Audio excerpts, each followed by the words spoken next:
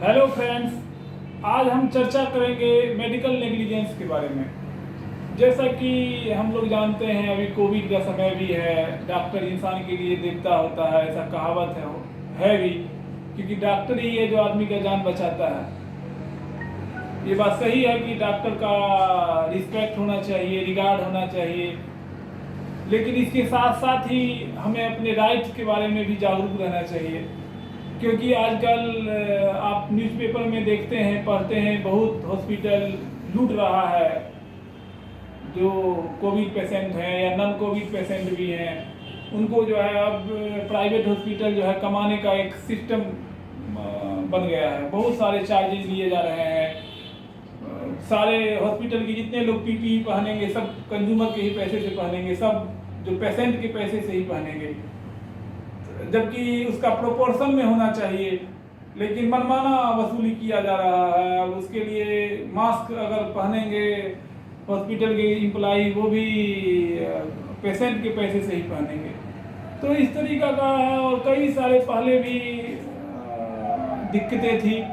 तो उसमें medical negligence में ये है कि अगर डॉक्टर जो है, जैसा कि हम जानते हैं कि एमसीआई है, मेडिकल काउंसिल ऑफ इंडिया है, उसका एथिक्स है, उसका रूल रेगुलेशन है। उनके पास डॉक्टर का लाइसेंस रद्द करने का पावर है, इवन की स्थगित करने का पावर है, सस्पेंड करने का पावर है, डॉक्टर के खिलाफ डिसिप्लिनरी एक्शन लेने का पावर है। एक अलग एक्ट बना हुआ है, MCI act.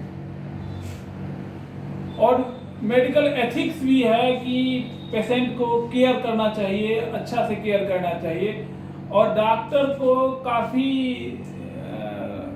Consumer protection act में सेक्शन 2O में ये कवर किया गया है। लेकिन कवर करने के बावजूद भी डॉक्टर को काफ़ी छूट है कि डॉक्टर पेशेंट के हित में कोई भी निर्णय ले सकता है। पेशेंट के इंटरेस्ट में डॉक्टर कोई भी निर्णय लेगा, उसके लिए डॉक्टर को दोषी नहीं ठहराया जा सकता है।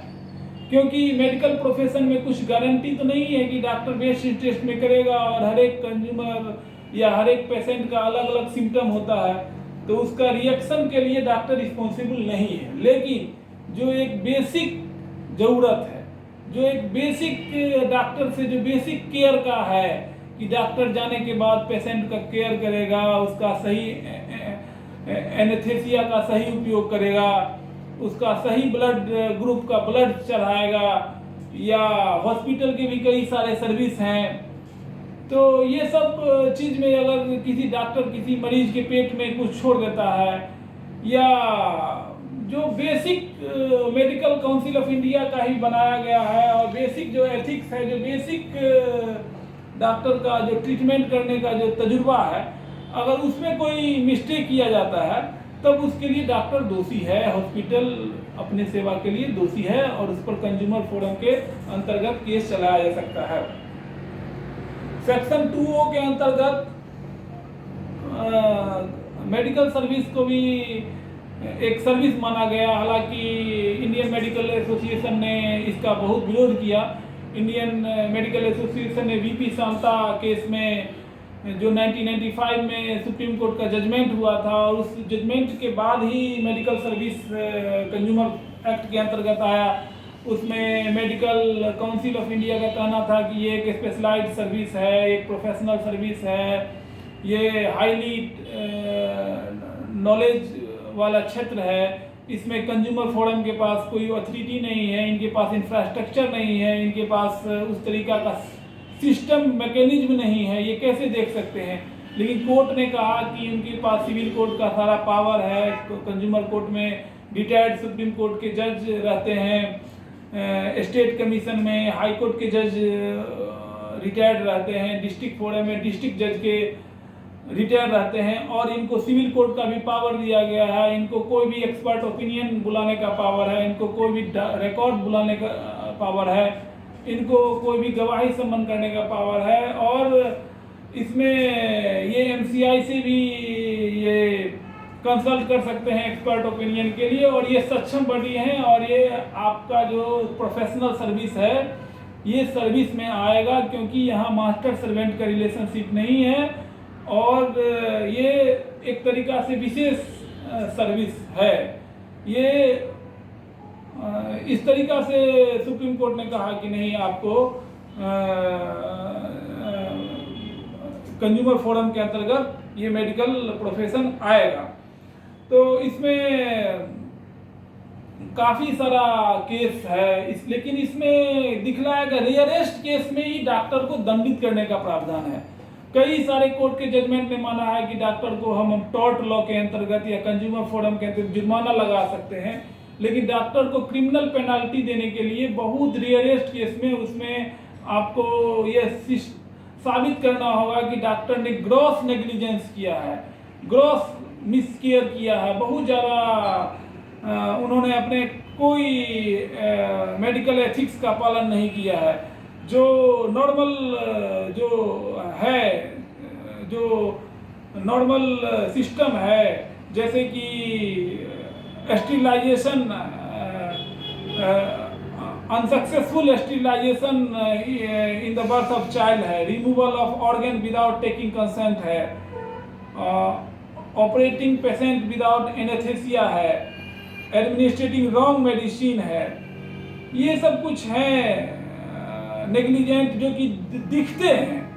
तो उस जो एकदम दिखने वाला है कि ये दिखता है कि आप डॉक्टर जानबूझ के मिस्टेक कर रहा है, जो कि मिस्टेक करने की एक डॉक्टर से जो हाईली प्रोफेशनल है उससे अपेक्षा नहीं की जाती है, लेकिन फिर भी वो एक मिस्टेक कर रहा है।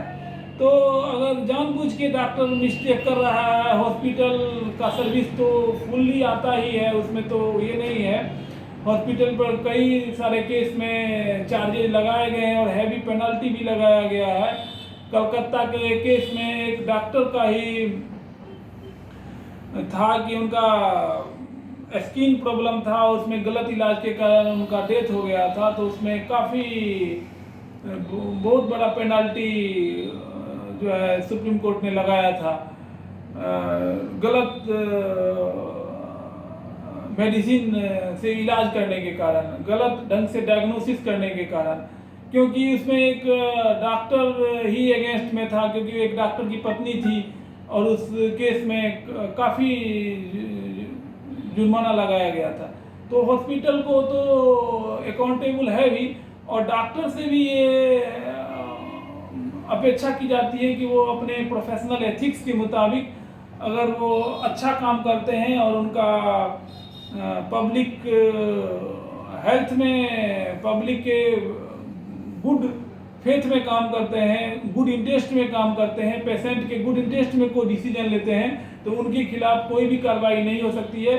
लेकिन अगर बेसिक एटिकेट के खिलाफ अगर वो काम करते हैं, जो बेसिक उनसे जो एक्सपेक्ट की जाती है, जो उनसे मामूली सावधानी एक्सपेक्ट की जाती है कि मामूली वो केयर करेंगे, अगर उतना भी नहीं करते हैं, तब they are responsible under the consumer protection act.